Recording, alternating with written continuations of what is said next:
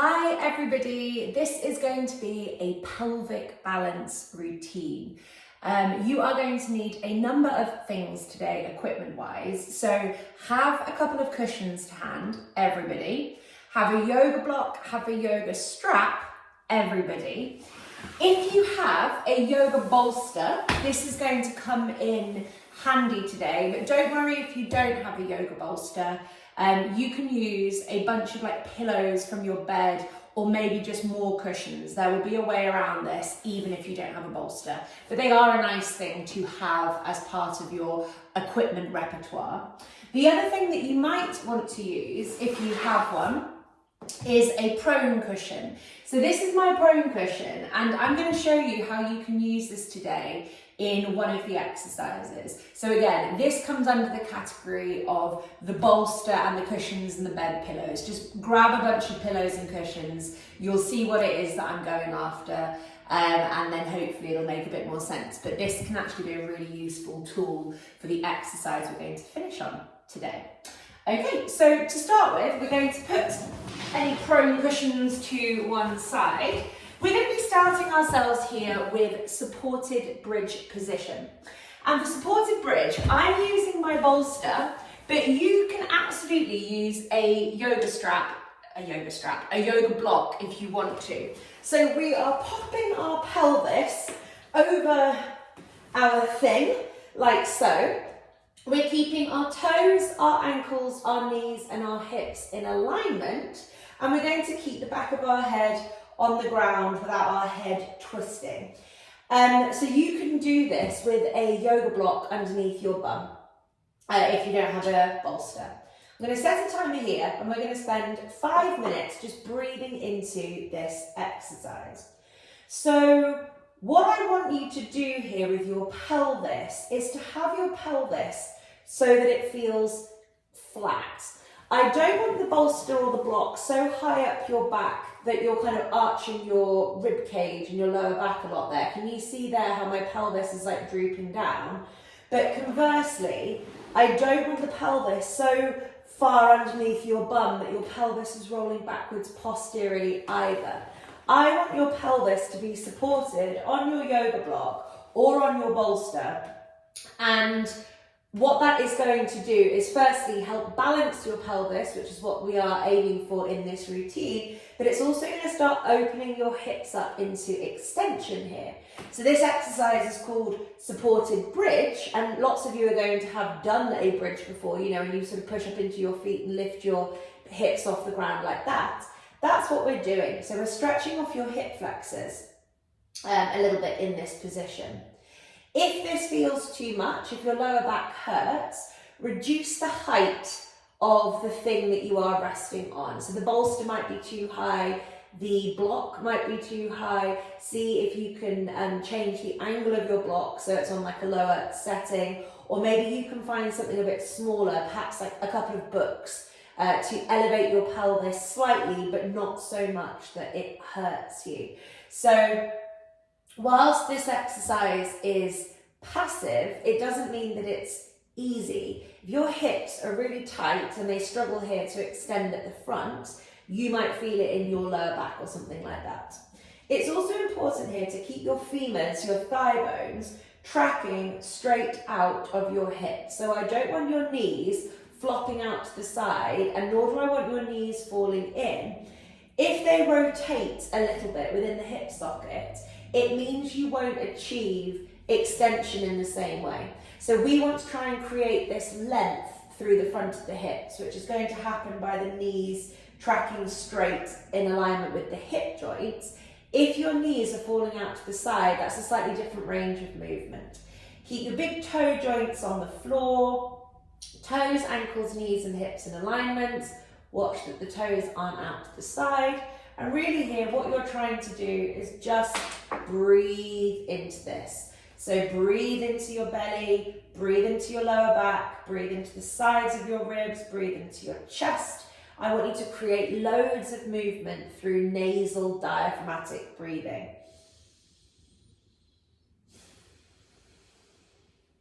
And just watching your pelvis, you might want to adjust the thing that you're on every now and then. just to play around slightly with how this feels for you. So we are creating balance by stretching out the hips, pelvic balance by stretching out the hips a little bit. And we're going to be doing a bit more of that in today's session.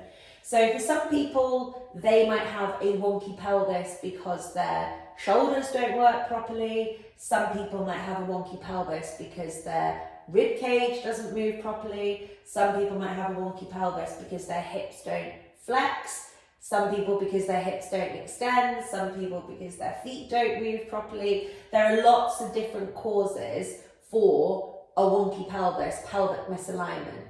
But what this exercise is going to particularly help you with is if you are somebody who has a wonky pelvis because of your hips being tight, that's really what we're tackling today. We've got a minute left before we move on. Remember, whenever I do this type of, when I do any exercise really, always feel free to stop the exercise sooner if your body needs it. So if your body is complaining, if it's getting tense and tight and angry, if you're struggling to breathe calmly, if you're clenching your teeth or anything like that, it's a sign that the exercise is just too intense for your body. So you're better off just getting rid of whatever's underneath your pelvis and breathing and relaxing, waiting for the next exercise. Never force through pain or increasing levels of pain or tension, even if they're only increasing a tiny, tiny bit. Got 10 seconds left.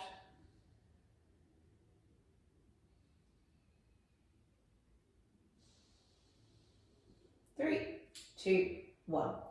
So what I recommend doing here is kind of pushing down into your feet and coming into a bridge position and sliding your object away. Slowly lower yourself back down to the floor. If you're very stiff in your hips, you might feel a bit winded in your lower back and in your rib cage. So just allow things to settle for a second. You might want to do a little bit of windscreen wiping of your legs or maybe a pelvic tilt forwards and backwards just to mobilize things slightly. Next up, we're going to come into double doubles no lift, and then we're going to do double switch no lift, which are two of my absolute favourite exercises. I'm going to do this today with a couple of cushions underneath my head, maybe just one cushion actually. But you can also do this with towels. So if you're somebody who knows that you like a towel underneath your lower back, and if you like a towel underneath your neck, that is an option. We're putting our strap initially around our thighs, and we're tying the strap so that when we squeeze outwards against it with our knees stay hip width distance apart, which is going to be no more than 2 fists in the middle of your knees. Your hips are narrower probably than your brain thinks that they are. And then you're going to put your yoga block lengthways in between your feet like that. So it's also keeping your feet at hip width distance apart. And then we're going to come down to the mat like so. I've got my head on a pillow, just because for me, when I don't have the pillow, I can feel how my rib cage lifts up, and I want my rib cage to stay grounded. We're making sure that our feet are not too far away from us, because if your feet are really far away, what you're going to notice is that you flare your rib cage and your lower back kind of arches. I want everything to stay relaxed here in that torso region. So having the feet closer towards you is going to enable your lower back to relax, and it's going to mean that you'll wake up your legs and your feet more, which is exactly what we want in this exercise. So what you're going to do is a simultaneous squeeze in through the entire length of both of your feet, whilst you also squeeze out against the strap. So it's like rubbing your tummy and touching your head. You're asking 2 oppositional ranges of movement through the feet and through the through the hips. What we're not doing here when we do our squeezes is rocking the pelvis forwards and backwards. So you might notice that you're trying to use pelvic movement to drive the movement. Your pelvis stays still. We're moving the feet in and we're moving the knees out. We're not rocking the pelvis forwards and backwards. And also when you squeeze in with your feet, as much as things like bunions will allow for, try and squeeze with the entire length of the feet. So starting at the big toe joints through to the ankle on both sides, and really try and squeeze evenly with both of your feet. So we're going to do 3 minutes here. Off we go. So I'm setting the timer, palms facing up. I'm squeezing in with the entire length of my feet, squeezing out with the strap, hold, release. Squeeze, hold, release. Squeeze, hold, release. My pelvis is not moving forwards and backwards. My upper body is relaxing. My breathing is calm and steady into the nose and into the belly. My toes stay grounded. I'm moving my feet in at the same time that I move my knees out against the strap. And what you'll hopefully start feeling, either very quickly or at some point, hopefully before the 3 minutes is up, you'll start feeling how the squeezing in of the block wakes up your inner thighs, and how the squeezing out against the strap wakes up your glutes and your lateral hips. So we're creating pelvic balance by waking up both the inside and the outside of our legs effectively. This is a really good exercise if you're somebody who has tibial torsion. So if you have kneecaps that face in different directions to your feet, is effectively the best and most easiest way to describe it. This is an excellent exercise to realign that. Tibial torsion can actually cause all sorts of problems. I typically find it's people with strong tibial torsion that tend to get the worst migraines and headaches. There's a strong correlation there, just because their feet are kind of so disconnected from the rest of their body. I won't go off on too much of a tangent about that. Okay, we've got a minute left here. We're keeping the pace calm and steady. So it's squeeze, hold, release. Squeeze, hold, release. Your belly stays relaxed. The pelvis stays still. The upper body, the jaw, the neck, and the breathing all stays relaxed. Make sure that there's not one part of you that's kind of dominating more than the other. So I feel a little bit here like my left upper leg is almost leading the movement more than anything else. My left foot doesn't feel like it's doing very much, and neither does my right upper leg. So I'm going to just sort of send my energy to both of my feet to wake up evenly and focus a little bit harder on that left foot. And likewise with my right knee, I'm going to focus a little bit harder on getting that right knee waking up too. 10 seconds left here. And this is double doubles, no lift. And we're going to move on to double switches, no lift next.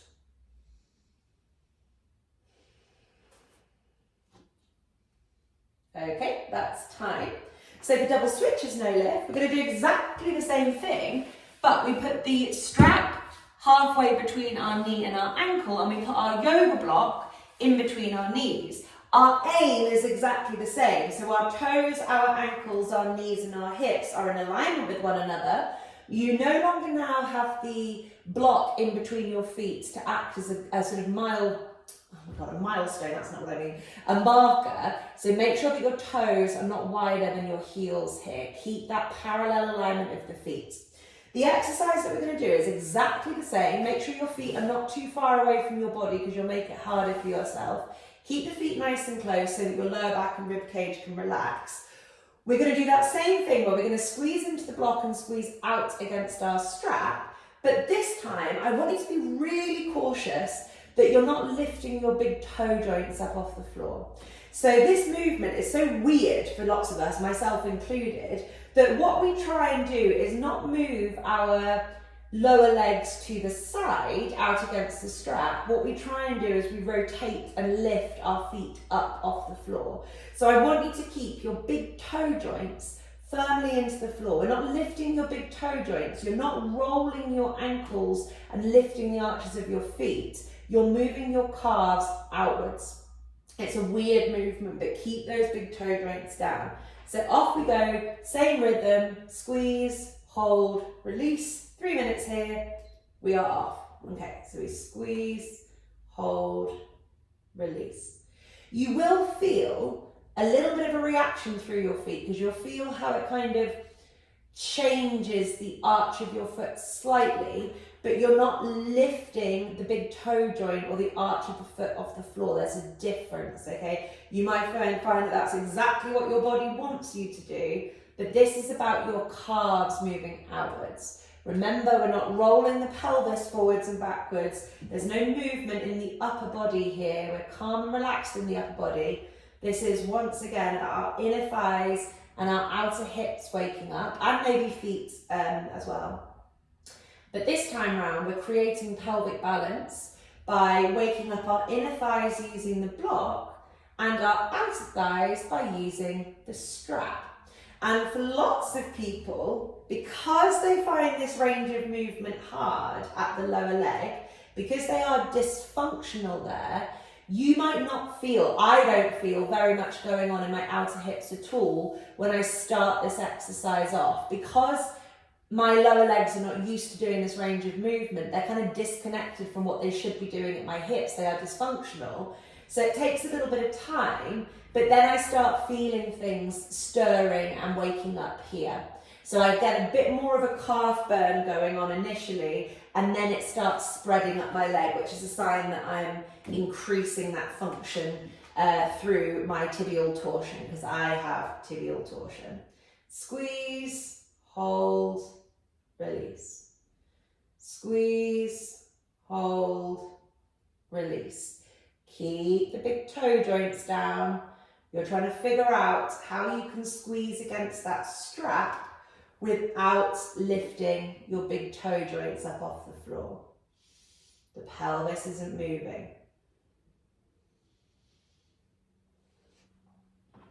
I love this exercise. It really, really frees up my upper body and my scoliosis. So, you know, this, the torsion that I have through my legs, it kind of keeps my hips trapped, keeps my pelvis a bit trapped, which then feeds into some rotation and scoliosis through my spine.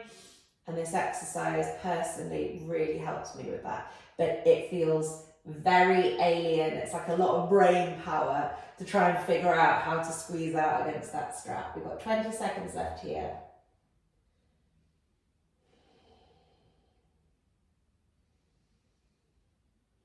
Keep breathing. Squeeze, hold, release.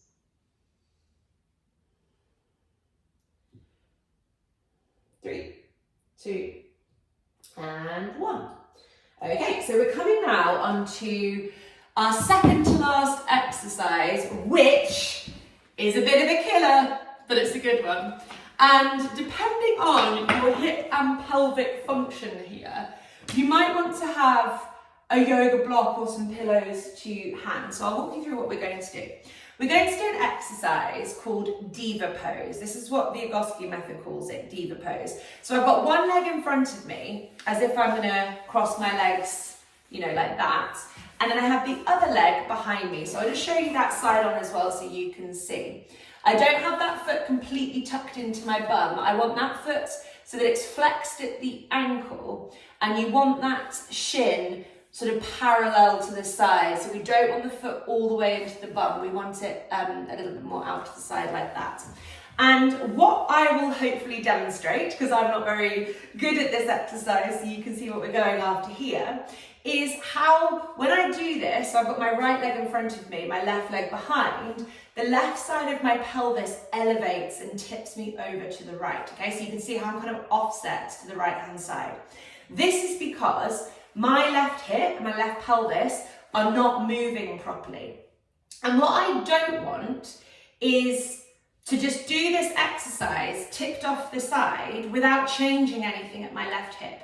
It's this area around here that you should feel the most stuff going on in this exercise. So what we can do is either use our hand to gently push our upper body over that hip.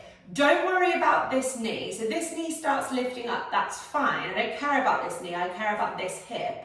So that helps you feel stuff in that hip, then you can absolutely stay there. So can you see how by using my right hand, I can push myself over that left hip and then that pelvic balance is restored rather than being like that?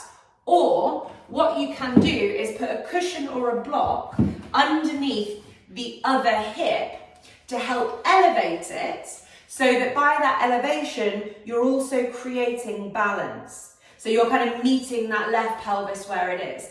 So you can sit on a block or a cushion and you're trying to do the same thing, where you're trying to sit into that hip that's got the leg behind it, if that makes sense. So what I want you to try and do is create pelvic balance for yourself. And I think I'm going to use a cushion actually. The block felt a bit too high, but the hand felt a bit too forced. Yeah, that feels good. So can you see there how my pelvis is balanced and I've got that cushion underneath my right butt cheek? We are going to stay here for a minute on this side, and we're really trying to anchor down in that, I don't know how to say it, but the hip that's behind, even though it's the leg, the hip of the leg that's behind you. You're really trying to anchor down into it, and hopefully you're going to get like, oh, I'm getting cramp, so I just rolled my pelvis slightly forwards anteriorly there and I got some cramp, which is good. We're going to stay here for a minute, and then once we've done this for a minute, we're going to lift this back leg up off the floor for a minute as well, and then we'll swap sides, and then we have one more exercise afterwards. So this is quite an intense pelvic function, hip function exercise. This hip here is in quite a weird position.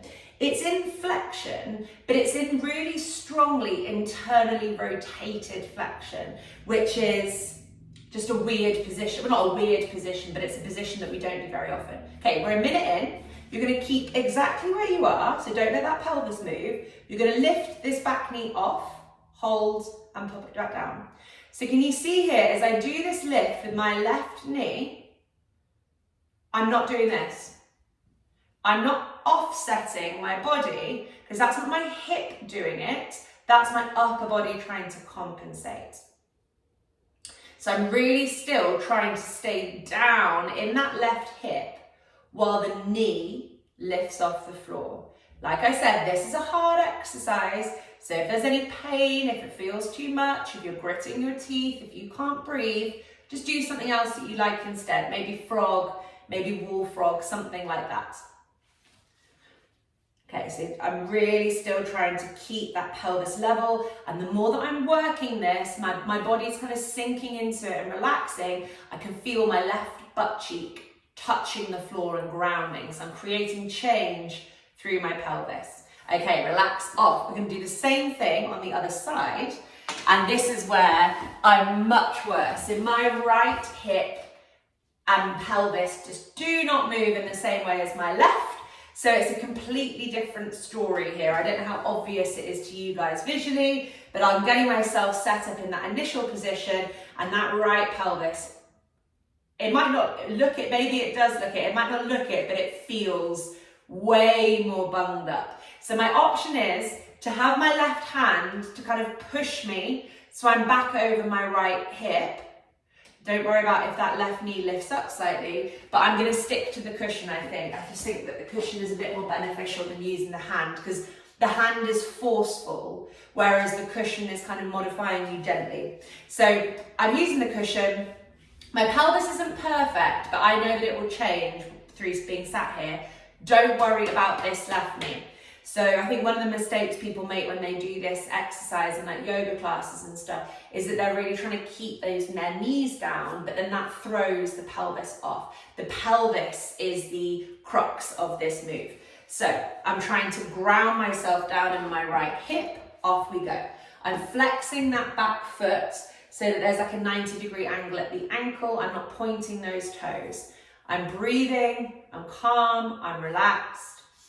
And I'm trying to push down into that right hip. So it's all about the right hip, the right pelvis starting to change and release. Play around slightly with your pelvic tilt here as well. So by that, I mean, can you roll your pelvis slightly forwards? Does that change anything? Does it give you more cramp? Can you roll your pelvis slightly under? Does that change anything for you? There are no real rules here other than not forcing through pain and listening to your body. It's all about me trying to encourage you to think differently. I'm not trying to tell you what to do. I'm trying to get you exploring and being playful with movement in the same way that I have been for the last few years. Okay, we're a minute in, so remember, we're not using our upper body to offset. Upper body stays still. We lift this knee. So we do not want the movement coming from here. We want the movement coming from the hips. So I'm going to try and really, it's much harder for me on this side. I'm really trying to kind of ground myself down through that right hip. And then without allowing the right hip to lift up too much, I'm lifting my right knee off the floor, but trying super hard not to offset that body. Normally with Diva pose, I would sit in it a little bit longer, but I wanted to keep this video under half an hour. But normally with Diva pose, I'd recommend holding it maybe like 3-4 minutes on each side. It's a good one to do when you're watching TV, I will say.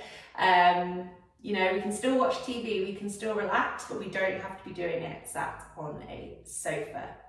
Okay, that's our time up in Diva pose. So for our final exercise, we're going to do a yoga position called saddle. And this is where we are going to need our maybe mountain of pillows and bolsters and things, just depending on your hip flexibility. So my prone cushion here is perfect, and I'm going to display it and the reason why in a second, but you could also use a yoga bolster, you could use 2 yoga bolsters, or you could use a little pile of pillows instead of that, but this gradient is really helpful.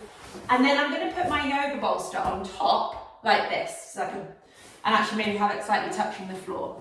And what we're going to do is kneel either side of our contraption, and you're going to have your bum quite low down on your gradient, your little slide that you've created for yourself. And then you're going to roll yourself back against your gradient. So this is taking the floor to you, if that makes sense. I've modified this a lot to make it more manageable, because this is an exercise which is super hard.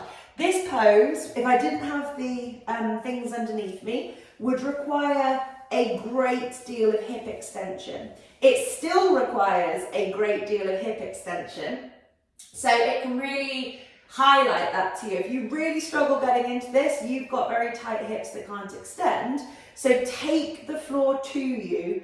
Don't try and get yourself down to the floor. But the joy of this exercise, well, at least for me anyway, is that actually quite quickly you'll notice your body kind of settling and sinking and relaxing, and you can remove what's underneath you fairly quickly. But I'm going to keep this today because I want to encourage you guys to make sure that you do the same. This is an intense position, so if you still can't relax into it, if it hurts your lower back, if you just can't breathe and relax, then please do another round of supported bridge, which is what we started off with today. We're going to stay here for 5 minutes. Off we go. So you can play around with your arms as well. You can kind of take them over your head if you want to. Might feel like a nice big stretch. You can have them out in like a T position. You can have your hands behind your head, your elbows out to the side. You can just have your arms down on the floor. But what we're trying to go after here is not being flared in our rib cage. So my definite go-to here is that my body wants me to be flaring my rib cage so that my lower back is not like grounded on my items. So what I have to do is untuck my pelvis, tuck my pelvis slightly so I'm a bit posterior, so that I'm really encouraging the length of my lower back and my rib cage to be touching the thing below. This is not about your shoulders and your head coming backwards. It's about trying to get your pelvis and your lower back grounding on your objects, because that's where you'll get the hip extension. If your rib cage tilts up, you're not getting hip extension in the same way. So this is why the mound that you use is really important. With your legs, you also want to try and keep toes, ankles, knees and hips in alignment. So for the same reason as what I said when we did the supported bridge to begin with, if your knees are wide, you're not extending them, you're rotating them. And if your knees are touching, you're also not extending them, you're internally rotating them. And I'm really trying to just encourage length through the front here. So we are nearly 2 minutes in, and my body's kind of relaxing into this now. So I'm going to try this without the bolster and see how I go. Gonna have to play around with this slightly. There we go. So we definitely want your knees on the floor. Your knees have got to be on the floor, and your aim is not about how far back your head comes. It's about whether or not your lower back is grounded on whatever it is that you're leaning over. If you're really flaring your rib cage, you're not stretching your hips, you're just compensating. So breathing.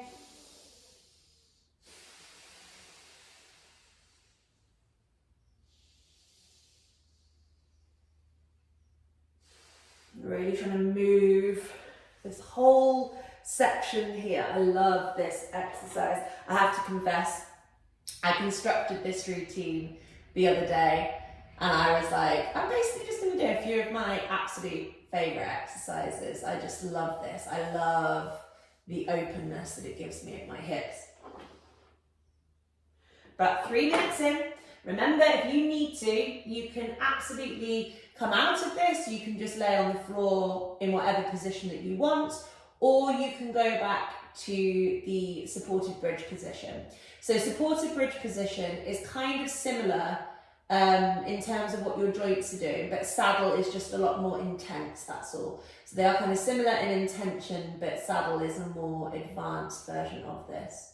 And the looser that your hips become, and the more comfortable you get doing this, and you know, when you're breathing into it and everything's all right, you can reduce everything from underneath your back. So if I'm warmed up enough, if I'm at the end of a yoga class, I will often do like a shavasana in this position without anything underneath me. But this is first thing in the morning and it's cold, so I wouldn't go straight into this without any support.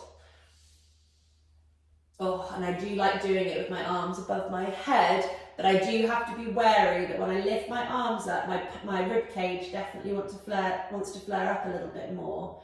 So it's about trying to find that balance where you feel like you're stretching, but it doesn't feel like you're tensing in your lower back, because it's very easy to bypass the hips here and to go into the lower back if you're very tight in your hips.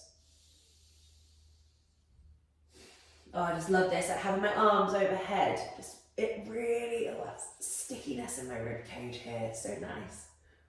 It's the same feeling I get when I do like a full wheel pose in yoga. I've got 30 seconds left. You're gonna have to be very mindful coming out of this if you're not used to it, by the way. So really like take your time and sort of push your way up. 20 seconds left.